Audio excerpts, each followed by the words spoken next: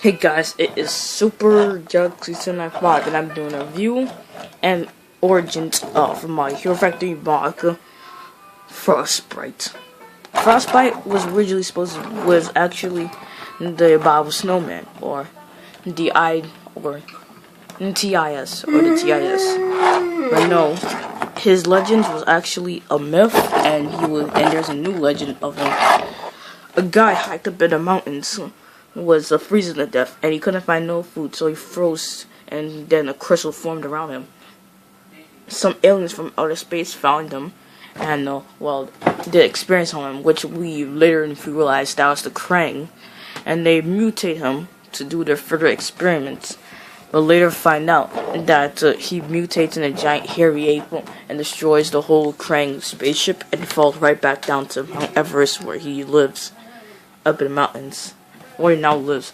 But then during the big snowstorm in New York, he's been swept away in another crystal, which he lands into the Super Galaxy 795 garden, where Roberto and Beasley's go out to get some samples of crystals for Ted, but instead, Beasley's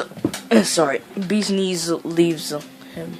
Beasley leaves Roberto out there to freeze while he goes up inside because, he's a wasp. He can't take that much cold in this because he's inside. So Roberto out there freezes into a crystal himself until he thaws out since of his hot humor inside. And since, sorry guys, let me put him down. And since, where else out again? Yeah. And since he talks inside him, he found a crystal himself near him, and so he says, "Jackpot!" It is right there. So he grabs it and brings it back into the lair, and forgets that it's still ice, so ice can melt still. And so when he, sorry guys, just going through something. Sorry, there's something in my eye. So when he goes out, he goes crazy, remembering that since he sees he's inside of Ted's lab, and he reminds himself that it's the Krang's lab.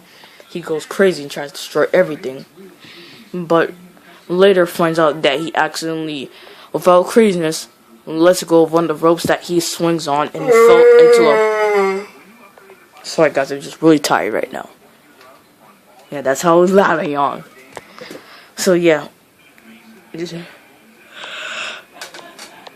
Oh gosh, it's just night. Sorry guys, just tired. And so, when he actually falls into like one of those steam pots of mutagen, he comes out looking like this, and later finds EX Gomer and Gudon doing their exercise, and later finds them and then befriends them because he's gonna get paid every week. So yeah, speaking of his creation, his fist shows he has a heaven core, which proves him that he's a real mutant. His face is like a beast face. He has a hunchback. He has an an underbite. His whole right arm has been turned into a skinny crystal like xenomorph handle. I don't know. And his whole left arm was like small but like bulkier. His feet are like werewolf feet, and here's a gory thing that is actually scary about him.